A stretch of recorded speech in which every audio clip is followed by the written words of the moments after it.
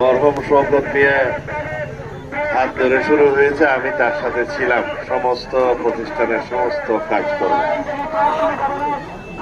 ওনার উৎসাহ উদ্দীপনায় আমি উত্তর হারবাঙে একই ধরনের আরেকটি শিক্ষা প্রতিষ্ঠান প্রতিষ্ঠা করেছি ওনার অনুপ্রেরণায়। সেটা আমার পিতার নামে উত্তর হারবাঙে, আপনারা জানেন মৌলভী সৈয়দুল হক প্রাইমারি এবং উচ্চ বিদ্যালয় দুটোটা কাজ চলছে। এই পীর আব্দুল মালেক সাহেবের তিনি ভক্ত ছিলেন এবং তার নামে এখানে শিক্ষা প্রতিষ্ঠানটা উনি শুরু করেছেন। এই শিক্ষা প্রতিষ্ঠানের অনেক সুনাম আছে, সামনেও ইনশাআল্লাহ এই সুনাম ধরে রাখবে এবং উত্তর এটা শ্রীবৃদ্ধি হবে, সুনাম বৃদ্ধি হবে বলে আশা করি। এই এলাকাতে একটা মোটামুটি শহরের মতো একটা পরিবেশ সৃষ্টি হয়েছে। আমি 10-12 বছর আগে এখানে এসেছিলাম, 10 বছর তো আমি নির্বাচনে থাকতে বাধ্য হয়েছি, কিন্তু এই এলাকার মানুষ আমাদের অনেক প্রিয় এবং হৃদয়ের কাছাকাছি। সবসময় আমি এখানে আসতাম শওকত মিয়া জীবিত থাকতে। ওনার এখানে একটা বাড়ি আছে, এখন কি অবস্থায় আছে জানি না। এখানে উঠতাম, আপনাদের সাথে কথা বলতাম, হারবাঙের গণসংযোগ নির্বাচনের সময় এখান থেকেই শুরু করতাম। আল্লাহ ওনাকে জান্নাত নসিব করুন, ওনার প্রতিষ্ঠিত এই শিক্ষা প্রতিষ্ঠান আরো শ্রীবৃদ্ধি হোক এবং সুনাম বৃদ্ধি হোক, এই আশা করি, দোয়া করি। আপনাদের সবাইকে আমি সালাম জানাই আমার পক্ষ থেকে। আপনারা এলাকার সমস্ত বাড়িতে বাড়িতে দয়া করে একটা সালাম পৌঁছে দিবেন, আমাদের জন্য দোয়া করতে বলবেন এবং ধানের শীষে একটা বুট চাইবেন। আমি অনেক বছর পর আপনাদের দোয়ায় বেঁচে আছি, সেজন্য আপনাদের সামনে আসার সুযোগ পেয়েছি।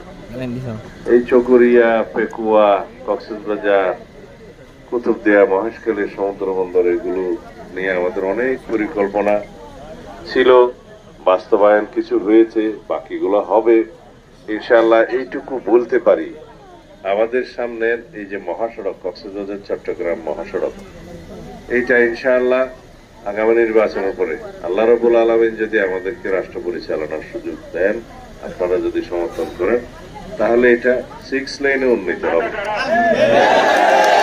6 লাইনে উন্নীত হবে এবং এটাই বাংলাদেশের প্রথম প্রকল্প হবে ইনশাআল্লাহ। বিশ্বাস আছে? আর সমুদ্র বন্দর মহেশখালী মাতার বাড়িতে, সেটা আমরা থাকলে এত বছরে সমুদ্র বন্দর পুরান হয়ে যেত আরো 10 বছর। পরিকল্পনা ছিল এই জরিপ, সমস্ত কর্মকাণ্ড, স্থান নির্বাচন, এটা আমার বাসা থেকেও হয়েছে, অনেকেই জানে, জাপানিজ কনসালটেন্টরা কাজ করেছে। তো দুর্ভাগ্যবশত অনেক বছর দেরি হয়ে গেছে এই সমুদ্র বন্দর প্রতিষ্ঠায়। আগামী 1-1.5 বছরের মধ্যে ইনশাআল্লাহ এটা পূর্ণাঙ্গ রূপে চালু হবে এই সমুদ্র বন্দর। তাহলে এই চকরিয়া, পেকুয়া, এই রাজাখালী থেকে শুরু করে মংনামা, উজানটিয়া, বদরখালী, উপকূলীয় এলাকা, এগুলা সব হচ্ছে সমুদ্র বন্দরের সন্নিহিত বাণিজ্যিক এলাকাতে পরিণত হবে। এই মহাসড়ক 6 লেনে উন্নীত হলে এই চকরিয়া, পেকুয়া, কক্সবাজারের চেহারাই পাল্টে যাবে।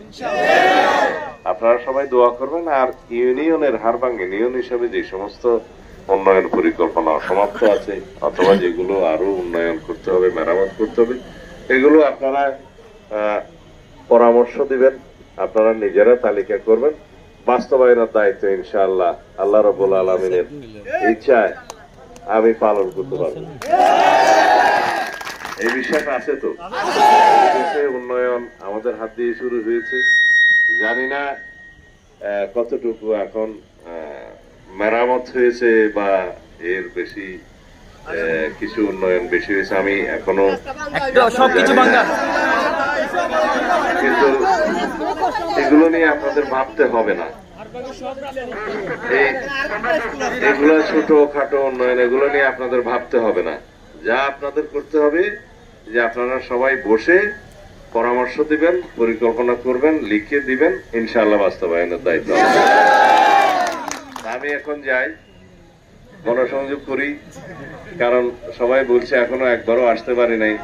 আমি বিগত 1 বছর ঢাকায় অত্যন্ত ব্যস্ত ছিলাম রাষ্ট্রীয় এবং দলের কাজের জন্য, আপনারা জানেন।